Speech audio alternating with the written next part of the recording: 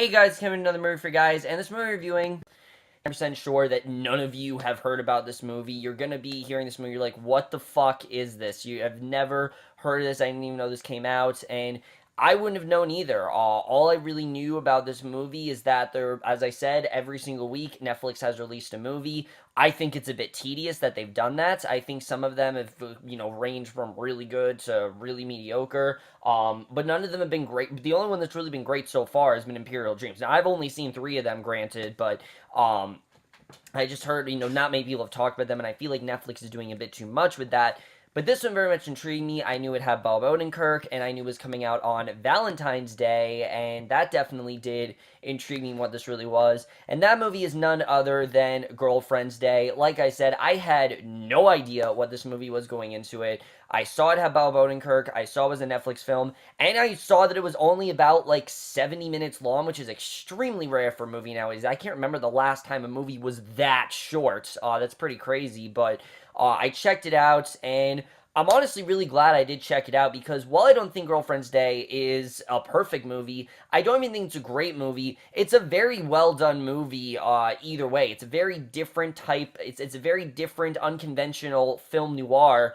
But it's also this very well done romance film, and I really do love the way the movie was done. But let's get to the plot of Girlfriend's Day, because the plot of this movie sounds very simple, but there's a lot more to it than that. Basically, Bob Odenkirk plays this character of Ray. Now, Ray is someone who used to be this huge name in the greeting card business, and in this movie, greeting cards are a huge thing. If someone who writes a greeting card, they're looked at as like a celebrity, or how a screenwriter would be looked at, or how a book writer would be looked at. Well, now he's kind of lost his knack. He's not as good as he used to be. He's really struggling. He's writing very generic type of cards, and basically, he is tasked to write a new card, but not in the way that he's been writing them. He's tasked to write a new card for this new holiday called Girlfriend's Day, and he soon learns that there's a lot more going on. He eventually gets himself all entangled into a bunch of lies and murder and such, and that's the basic plot of Girlfriend's Day overall. But let's get in this movie starting off with the cast.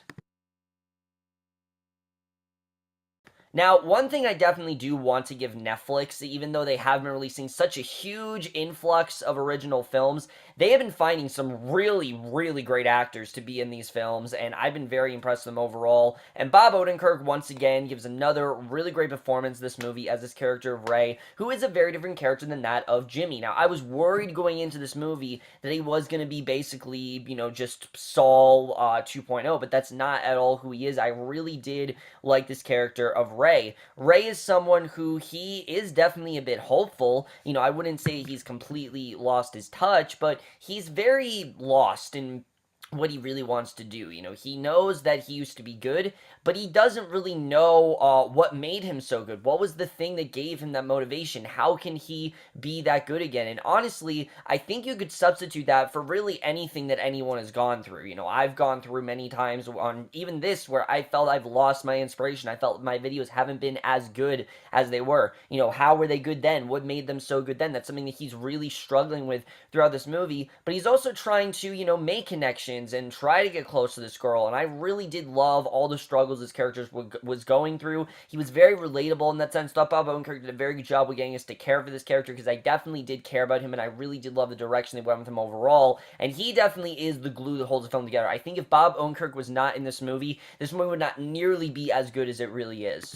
Because as far as the rest of the cast goes, they're fine. I think everyone else did do a good job, but no one has the focus that Bob Odenkirk really does, especially Amber Tamblyn as Jill, who is Ray's main love interest in the movie. I found her to be good in the film. I thought she overall did a good job, but I found her to be quite flat and, quite frankly, quite stagnant as a character. I just didn't really find much going on with her. I didn't really find her to be that interesting of a character. I understood why these two connected, but it just kind of seemed like she was just the love interest in the movie. There really wasn't much else to her beyond that, and I really did want a little bit more to her character. I wanted to see more of really what she was going through. I thought that she just wasn't as interesting of a character as she could have been. Rich Sommer actually really did like his buddy. He's the one that essentially approaches him to write this letter for Girlfriend's Day and, challenge himself. I thought he definitely did do a very good job here in his determination to get this letter done. He has this whole other side thing going on with his girlfriend. I thought that was definitely very interesting the way the movie got into that. But someone I definitely need to applaud is Stacey Keach as Gundy, who is essentially the main villain in the film. He was fantastic. I absolutely love this character. This is that one character that absolutely hates a holiday because he doesn't have a girlfriend and he feels very much alone. And there's this one scene in the film where he gives this whole monologue basically just demoralizing every single holiday there is and talking about how every single holiday is pointless. And yes, it's a bunch of nonsense, but it was an incredible scene. He honestly did have a lot of very good points there, and I thought he did an incredible job in this movie. He was both very funny and necessarily over the top, but also very nuanced. You kind of see where he was coming from at some points. Obviously, you don't want him to win because he kind of is, the main villain in this film, but he very much does challenge Ray, but I really did like his character overall. I thought he definitely did do a good job, but the other characters in this film just weren't nearly as developed as Ray. I think they could have done a bit more with them, and overall I thought as good as everyone was, they did come across a bit flat to me. So now let's get to the directing here by Michael Stephenson, which the directing here is very unique in the sense where this movie starts off and it seems like, your typical type of quirky indie comedy. That's what it seems like. It's, indie comedy about this eccentric man who, had this, really great inspiration for, writing and, writing these greeting cards, and now he doesn't have that. That's what it seems like the movie's going to be.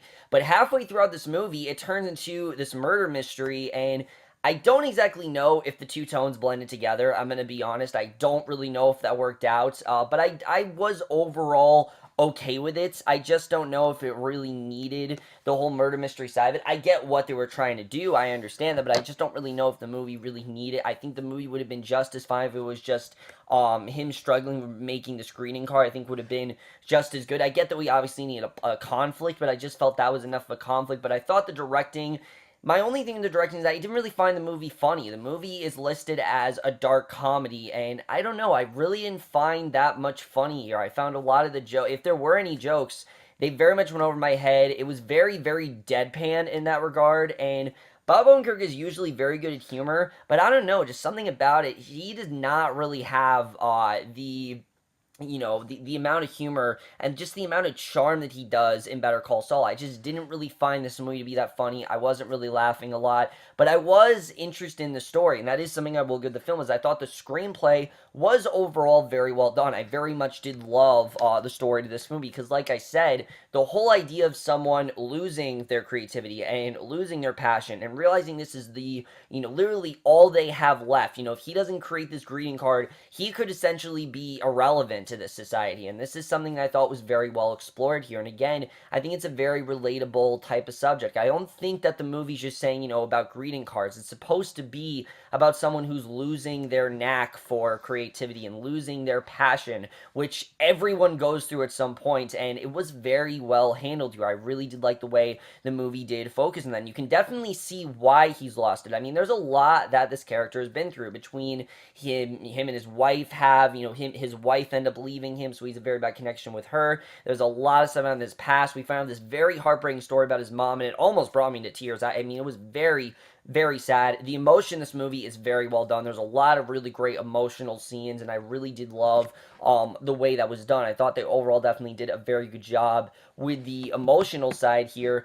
But I'm not going to lie, this movie really does drag, and a lot of people complain about that. The movie's only 70 minutes long, and there's really no excuse why this movie should drag, but it does. It really does go on and on. There are a lot of dull scenes throughout this film where there's not really a ton happening, and it's honestly inexcusable that the movie was very slow in that regard. Now, I wouldn't say it was boring, but I would definitely say it did drag a couple times for me. There definitely were a couple scenes that did take me out of the film a bit. I was into it for the most part, but there definitely were a couple scenes that did definitely take me out of the film, and that definitely did disappoint me a bit because I like the writing overall. I thought the story in general was very interesting. My other thing is the whole holiday of Girlfriend's Day. We really didn't get that much into it. We just know that Girlfriend's Day is a national holiday, and it's a holiday that he needs to write a greeting card for. But I don't know, I kind of wanted to get more into the holiday. Like, what does Girlfriend's Day entail? Who made Girlfriend's Day? Who is it really for? What is it really celebrating? We really didn't get into that aspect of the film, and I really wish they would have done that, especially at a 70-minute runtime. You would have thought they would have thought of these things. They would have, easily put these things in, because the movie was short enough where they could have probably fit it in. Some of those scenes that dragged on a bit, they could have probably put in a little bit more explanation on Girlfriend's Day, but the movie really did not do that very well. I think they could have done more with that, and I just didn't really feel like Girlfriend's Day. Yes, it was, it was kind of like the MacGuffin of the film where he needed to get it done, but that's what it felt like. It didn't really feel like it was that relevant to the movie, but the movie's called Girlfriend's Day, so that was very mind-boggling to me as to why they didn't, really talk about Girlfriend's Day a lot. It seemed like it was the main thing in the movie, and it really was not there. The cinematography in this movie is really good. I really did like the cinematography here. Very old, like, noir feel, and I definitely did like the noir part of this film. I thought that was very well done. And the score. I really gotta commend the score here. I really did love the score of this movie. It kind of reminded me a bit of, like, something the Coen brothers would do, and I know it's not a Coen brothers movie, but this movie is very, very Coen brothers-esque, and I know Bob Odenkirk's worked with them. I don't know if he's worked with them before, but Breaking Bad, things like that, a lot of people say the humor, well, I wouldn't say the humor is very much like the Coen brothers, but something I've always said about the Coen brothers, that they know how to handle, dark humor in very dark situations, how to make light of something that's dark, and this movie does that very well. The score is just very powerful in this movie. I really did love the score here. If I could find the soundtrack, I definitely would get it, because I really did love the score of this film. It very much did, elevate the film for me. I definitely really did love it. And like I said, the editing, the movie's only 70 minutes long, and I honestly felt it could have been a bit longer. I think the movie dragged because they didn't really know where to go with it besides going to the story with Ray, which is a good story, but it's more of a 60-minute story or a TV special. It didn't really feel like a story for a movie. It just felt like they didn't really do as much with it as they could, and again, it is quite disappointing when your movie is literally 70 minutes long. That's kind of, ridiculous that it really did not work out that well. But overall, guys, Girlfriend's Day, I really did enjoy overall. I think it's a very well done film about, the loss of creativity and trying to gain your mojo back and just trying to figure out, where you went right. I thought that was definitely very well done. It has a really great performance by Bob Odenkirk. I thought he did a very good job with this film. Definitely, he was the one who helmed all of it, and I like his ideas here. I just felt that a lot of it didn't really work as well as it could have, but I definitely did enjoy Girlfriend's Day overall, and I am going to give it a 3.5 out of 5 or a B. So overall, guys, my review of The Girlfriend's Day. I know probably none of you have seen this movie, but if you have, I honestly would recommend it. I think it is a very different film. It's definitely not going to be what you're expecting it to be, but I'd say check it out just for that reason. If you're curious, definitely check it out. But that's my review. Hope you guys enjoy it. We'll see you guys in my next video, which will be for tonight's episode of Riverdale, and we'll see you guys for that. Okay, bye.